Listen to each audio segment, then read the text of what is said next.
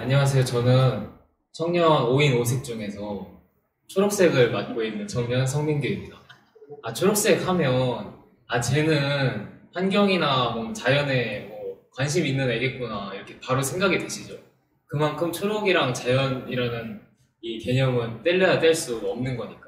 그냥 바깥 야생이 다 초록이잖아요. 그래서 저는 초록색을 맡고 있고요.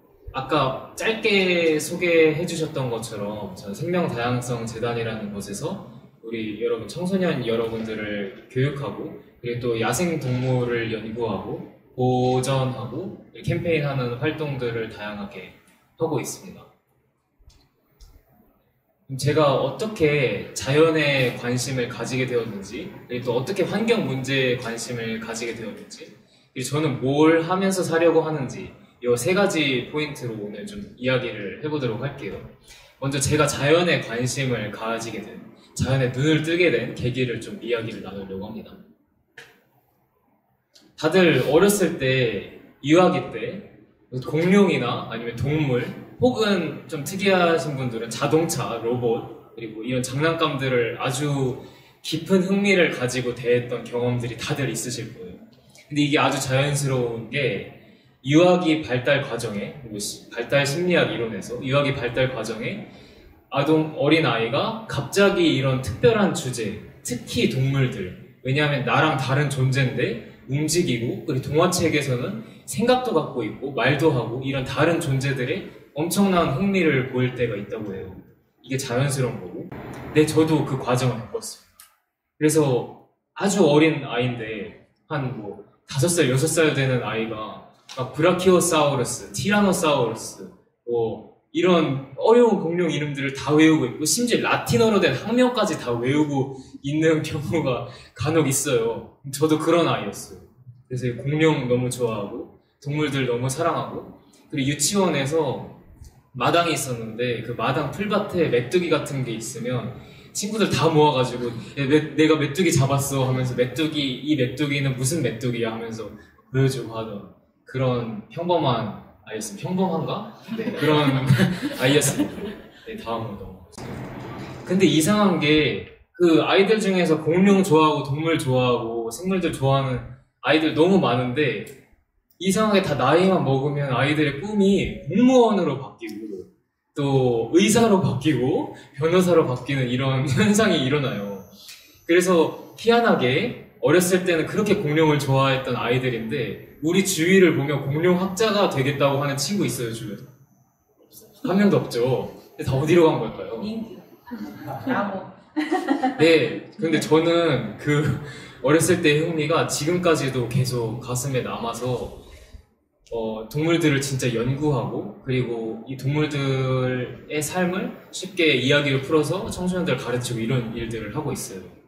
근데 이게 보통 동물들과 공룡들이나 이런 거에 관심을 가진 아이들이 전부 학교에 입학하면서 소위 말하는 정규 교육과정이라는 것을 밟으면서 이런 흥미들을 다 대부분 잃어버리게 돼요. 왜냐면 학교에서 가르치는 것은 이 공룡 이런 뚱딴지 같은 얘기랑 완전 거리가 멀고, 그리고 또 친구들끼리 얘기하는데 공룡 이런 것들을 주제로 이야기를 하지 않거든요. 그래서 학교를 가면서 다 잃어버리게 되는 것 같아요. 근데 저 같은 사람들은 이제 그런 것들이 희한한 놈이죠. 변태예요. 그런 것들이 계속 남아가지고 아직도 그 동물들을 좋아하고 쫓아다니고 그런 사람들인데, 저랑 비슷한 사람들이 있더라고요. 생물학자들이 대부분 그래요. 그래서 이분은 찰스 다윈, 진화론을 쓰신 찰스 다윈 이래로 세계 최고의 생물학자로 존경받는 에드워드 윌슨이라는 교수님이세요.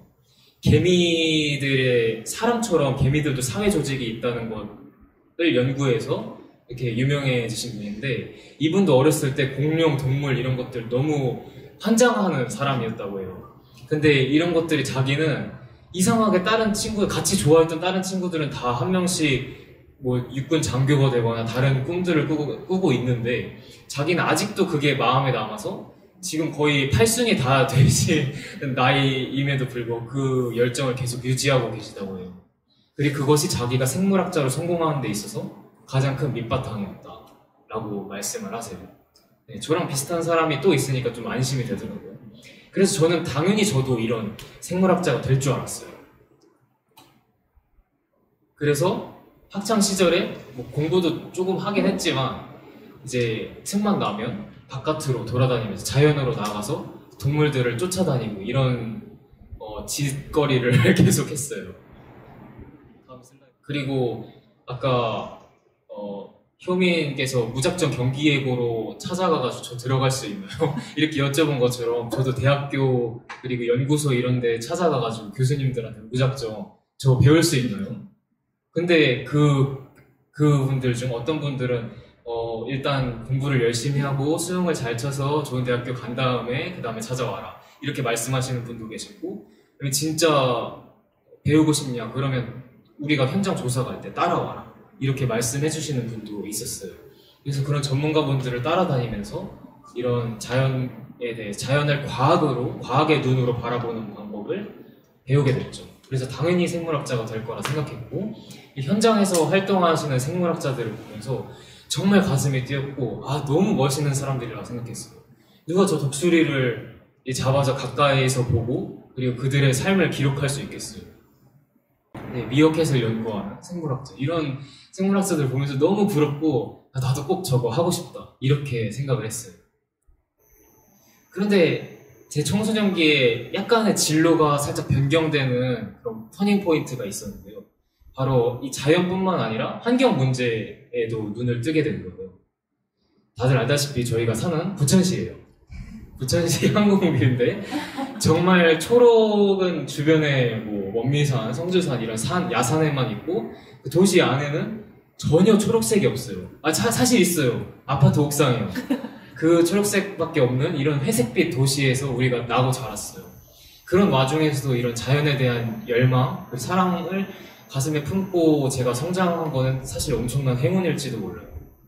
그런데 이런 공간에서 저도 이렇게 다 회색 도시가 부천이라고 생각했고 뭐 남아있는 초록색 공간이라고 뭐 산에 올라가야지만 볼 수 있다고 생각했어요. 이 습지를 발견하기 전에는 사실 아까 보여드렸던 이 사진 부천에서 찍은 사진 부천의 대장동이라고 우리가 도시를 개발을 하잖아요. 아파트 막 짓고 건물 짓는데 전부 다 회색빛이면 공기도 안 좋아지고 삶도 빡빡해지고 안 좋으니까 우리가 마지막으로 여기는 회색으로 칠하지 말자 하고 남겨둔 초록색 공간이 바로 개발 제한구 그린벨트예요. 그래서 이 그린벨트에 포함되어 있는 곳이었는데 거기에 운 좋게도 버려진 땅이 있었고 운 좋게 물이 고여 있었어요. 잔뜩. 근데 이 물이 있으면 엄청나게 많은 생물들이 함께 살아갈 수 있는 터전이 돼요. 왜냐? 우리는 생물이 살아가는데 가장 중요한 것 중에 물, 공기, 식량이 있죠. 근데 그 중에서 물은 3일만 없어도 우리가 생명활동의 이상을 느낄 수가 있어요. 그 정도로 물이 중요한데 우리는 목마르면 정수기 가가지고 물 이렇게 쪼르륵 따라서 마시면 되죠. 근데 동물들은 야산에 그리고 습지에 정수기가 없어요. 야생엔 정수기가 없단 말이에요. 그래서 물을 구하러 가야 되고 따라서 물이 모이는 곳에 필연적으로 수많은 동물 그리고 생물들이 모이게 되어 있어요. 그래서 정말 다양한 생물들이 모여 있었고 저도 그 습지 안으로 들어가서 너무 그냥 한 발자국 한 발자국 그 안에서 걸을 때마다 수많은 생물들이 막 튀어나와요. 여러 가지 곤충들, 여러 가지 개구리, 양서류, 파충류, 그리고 새들 정말 많은 생물들을 목격하게 돼요. 그 중에 좀 소개를 해볼게요. 시간이 없어서 그냥 이름만 짧게 소개를 드리겠습니다. 네, 부천 그 습지에서 만난 고라니예요. 사진은 다른 사진을 가져왔지만 그리고 이 개구리는 흔한 청개구리처럼 보이지만 수원 청개구리라고 우리나라 경기도, 충청도 그리고 북한 황해도 아주 일부 지역에서만 서식하는 개구리예요. 전 세계 오직 그 구역에서만. 그리고 남아있는 마리수가 몇천 마리가 채 안 돼요. 심각한 멸종 위기 중인데 이게 부천에 있더라고요. 다 뭐 독수리를 부천에서 볼 수 있을 거라고 생각해 보셨나요? 러시아, 시베리아, 몽골에서 날아온 독수리들이 추운 겨울을 피해서 부천까지도 오더라고요. 그리고 동화책에서나 볼 수 있었던 학, 두루미, 그리고 너구리까지 뭐 커다랗고 사람들의 관심을 끌만한 동물들만 제가 지금 소개해드렸는데 사실 이 외에도 수많은 생물의 터전이었어요. 저는 그 사실 하나만으로 너무 감동했고 아마 어느 누구라도, 자연에 별로 관심 있는 어느 누구라도 그 습지에 들어가 보면 탄성이 나오실 거예요. 와, 이렇게 다양한 생물들이 우리 옆에 있었구나.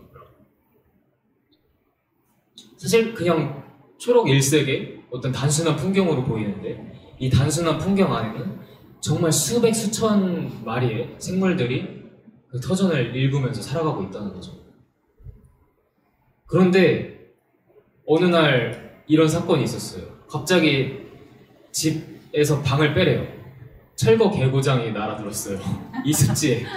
아니, 습지를 어떻게 철거한다는 거야. 제 머릿속으로선 이해가 전혀 안 됐는데, 알고 보니까 이 습지를 싹 밀어버리고 골프장을 짓는다고. 그래서 여기에 사는 동물 친구들이 하루아침에 방을 빼게 됐어요. 말이 좋아서 제가 지금 방을 뺀다고 표현을 한 거지, 다 죽는 거죠. 삶의 터전을 잃었으니까. 죽임을 당하게 됐어요. 바로 이 배불뚝이 아저씨들이 공이나 막 쇠막대기를 툭툭 치면서 여가를 즐기는 이런 말도 안 되는 시설을 만든다. 그래서 저는 뭐라도 해봐야 되겠다고 생각했어요. 정말 뭐라도 해야겠다. 내가 뭐 비록 중학생, 고등학생이지만 정말 뭐라도 해봐야겠다. 그래서 일단 친구들을 모았어요. 그리고 제가 뭐 생물들을 배우면서 다녔던 그 전문가분들께 와서 저희들이 어떻게 할 수 있는지 좀 방법을 알려주세요. 그래서 그분들도 방법은 모른대요. 이 골프장을 짓게 하지 못하는 방법은 모른대요. 하지만 저희에게 여기서 어떤 생물들이 사는지 조사하고 그리고 한번 목소리를 내보라고 하셨어요. 그래서 열심히 다녔죠. 그래서 어른들이 다 모여서 여기 골프장을 지을 것인가 말 것인가 회의하는 자리에도 가보고, 신문에다가 그 당시에 뭐 필력도 별로 안 좋았겠지만 글도 한번 써보고 이런 활동들을 했습니다. 근데 제가 이 마이크 들고 지금 어른들 앞에서 말하고 있는데 얼마나 떨렸겠어요. 고등학생이 박사님들 앞에 가가지고 여기 골프장 지으면 안 됩니다 이렇게 말하는데, 뭐 그때 당시에도 떨렸지만 여기서도 아까 효민이 말씀하셨던 것처럼 어른들이 함부로 말을 저한테 하더라고요. 이 공청회 자리였는데, 공청회가 끝나고 나서 어린 놈의 새끼가 뭘 안다고 여기 와가지고 좀 어이가 없다 이런 식으로 말씀을 하더라고요. 새끼라는 표현은 안 쓰셨어요. 어린 친구가 와가지고 너가 뭘 아냐 이런 식으로 말씀을 하시더라고요. 그래서 저도 아직까지 상처가 안 아물었네요. 안 아물어요. 그래서 결국 골프장이 지어졌어요. 완전 실패로 돌아간 거죠. 그래서 저는 이 당시에 너무 절망했고, 또 주위를 둘러보니까 이런 절망스러운 소식이 온갖 사방에서 그냥 다 들려요. 물고기들이 떼죽음 당했다, 다음 슬라이드. 북극곰이 말라 죽어간다, 다음 슬라이드. 숲이 한순간에 송두리째 베어졌다, 이런 뉴스들을 보면서 더욱더 큰 절망에 빠지게 돼요. 그리고 제 세 번째 터닝 포인트를 말씀드릴게요. 저는 그럼에도 불구하고 희망의 이유를 찾게 되었어요. 근데 그 희망의 이유를 찾도록 도와주신 분이 한 분 있는데, 제가 위인전으로 책으로나 만났던 이제 위대한 생물학자인 제인 구달 박사님이라는 분이 계세요. 침팬지가 도구를 사용하고 인간처럼 나름의 사회를 이루고 정치도 하고 싸움도 하고 그 부부싸움도 하고 이런 것들이 있다는 거를 세계 처음으로 발견하신 분이거든요. 그래서 동물과 인간이 그렇게 크게 다르지 않구나라는 걸 우리 인류에게 깨닫게 해주신 분인데, 세계 최고의 생물학자죠. 그러면서 동시에 세계에서 가장 유명한 환경운동가이시기도 합니다. 이분이 환경운동가로 전향하시게 된 계기가 저랑 비슷했어요. 바로 본인이 연구하는 침팬지가 너무나 많은 학대를 당하고 팔려나가고 사냥당하고 위기에 처해 있었던 거예요. 그래서 이 연구를 해야 되는데 생물학자들이 웃긴 게요, 물리학자들은 자기가 연구하는 물리 법칙이 사라질까 걱정 안 해도 돼요. 수학자들은 자기가 연구하는 수학 공식이 사라질까 걱정 안 해도 돼요. 근데 생물학자들은요, 자기들이 연구하는 생물이 언제 사라질까 계속 걱정을 해야 되는 거예요. 제인 구달 선생님도 그걸 깨닫고, 그리고 침팬지들이 아주 사람과 똑같은데 그 사람과 똑같은 동물들을 저렇게 대하는 걸 보고 정말 큰 분노를 느끼셨고, 그래서 행동에 옮기시게 돼요. 그래서 제인 구달 선생님도 처음에 큰 절망을 하셨는데 나름의 희망을 찾으세요. 바로 우리 같은 청년 그리고 청소년들에게서 희망을 찾으세요. 그래서 아직 사회의 관성에 물들어 있지 않고 아주 창의적인 생각을 할 수 있는 이런 어린 아이들 그리고 청소년들이 정말 세상을 변화시킬 수 있겠다. 그래서 평생 동안 환경 교육에 전념하시고 지금 나이가 8순이 넘으셨거든요. 84세가 되어가시는데 전 세계 150개국을 돌아다니면서 청소년들이 강연을 하십니다. 그래서 지금 140개 나라 8,000개의 학생 모임들이 이 제인구단 선생님이 만드신 조직 아래에서 제가 중학교, 고등학교 때 했던 것처럼 지역의 습지를 보호하고 동물들을 보호하고 이런 활동들을 하고 있습니다. 그래서 운이 좋게 제인구단 선생님을 직접 뵐 기회를 얻기도 했어요. 그래서 제인구단 선생님께 여쭤봤어요. 아, 저 골프장 막으려고 했는데 완전 망했거든요. 실패했거든요. 근데 너무 절망스럽더라고요. 저 앞으로 어떻게 해야 될지 모르겠고 제인구단 선생님은 어떻게 희망을 보십니까? 이랬더니 제인구단 선생님이 제 손을 잡아주시면서 이렇게 말씀하셨어요. 나는 매일 200개 정도의 이메일을 받는데 그 이메일이 전부 다 어디서 무슨 동물들이 학대당하고 있다, 어디서 죽었다, 어디서 파괴됐다, 어디서 숲이 베어졌다, 다 이런 것들이에요. 이런 상황에서 자기 절망 안 할 수 없대요. 실제로 절망적이에요. 하지만 우리가 절망적이라고 포기해버리면 다가올 미래는 뻔하지 않아요. 그리고 우리 자기는 두 가지를 믿는데요. 하나는 자연의 놀라운 회복력, 그리고 하나는 창의적이고 도전적인 청년 그리고 청소년들의 힘을 믿는데요. 저는 그 말에 굉장히 감명을 받았고, 그리고 그때 제인구단 선생님뿐만 아니라 전 세계에서 저처럼 환경 활동을 했던 친구들을 만나게 되면서 점점 희망을 다시 보게 되었어요. 아, 이렇게 활동하는 청년들이 많은데, 그리고 이렇게 활동하는 청년들이 많으면 많을수록 변화를 일으킬 수도 있겠구나. 그래서 아예 대학교도 이 제인구단 선생님이 만드신, 제인구단 선생님이 학장으로 계신 이 환경을 공부하고 다 같이 이런 개발에 맞서서 싸울 수 있는 그런 논리들을 배울 수 있는 그런 학교에 진학하게 됐어요. 그래서 제인구단 선생님이 만드신 그 조직이 뿌리와 새싹이라는 조직이거든요. 그 뿌리와 새싹, 전 세계에서 활동하던 뿌리와 새싹 친구들을 만나게 되면서 저는 점점 더 가슴이 뜨거워졌고, 앞으로 내가 이걸 평생 해야겠구나라고 생각을 하게 됐어요. 지금 기후위기도 그렇고 코로나19도 그렇고 모두 우리가 자연을 존중하지 않기 때문에 벌어진 일들이잖아요. 그리고 이 때문에 우리 인류는 전대미문의 정말 위기에 처해 있습니다. 정말 제인구단 선생님도 말씀하셨는데 이대로 가면 우리 끝장, 진짜 영어로 이렇게 완전 문자 그대로 이렇게 말씀하셨어요. We are done. 우리 끝장난다. 그래서 우리가 끝장나지 않기 위해서는 우리들이 다 같이 싸워야 되고, 그리고 그 중심에 우리 청소년 그리고 청년의 목소리가 있습니다. 왜냐? 청년들은 돈과 이익에 사로잡히지 않고 마음껏 창의적인 활동을 할 수 있는 유일한 사람들이고, 그리고 우리들의 목소리는 사회에서 어떤 기득권층 그리고 어떤 이익단체가 말하는 것보다도 더 큰 영향력을 미칠 수 있다고 생각하는 거예요.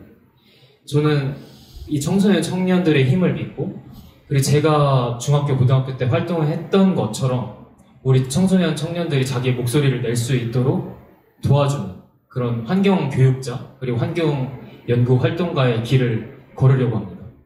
네, 이제 마무리를 하면서 아까 효민이 부당한 일을 겪거나 아니면 그런 험한 말 들으면 찾아오라고 했잖아요. 여러분, 사회에 불만이 있거나 사회의 부당함을 느끼면 찾아오세요. 제가 책임은 져드릴 수 없는데 같이 목소리 내고, 그리고 여러분들의 목소리가 지금 돈 갖고 있는 어른들 그리고 정치인들에게 들릴 수 있도록 도와주는 역할을 하겠습니다. 지금까지 저의 라이프 스토리, 인생 이야기 들어주셔서 감사합니다.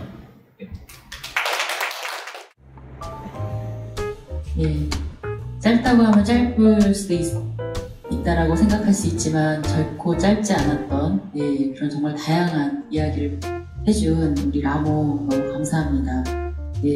생명의 존중, 진정으로 그 살아있는 것들 그리고 이 세상에 대한 사랑을 담고 담은, 그리고 그 생명의 소중함을 안고 사는 그런 너무 멋진 청년이라는 생각이 들고요.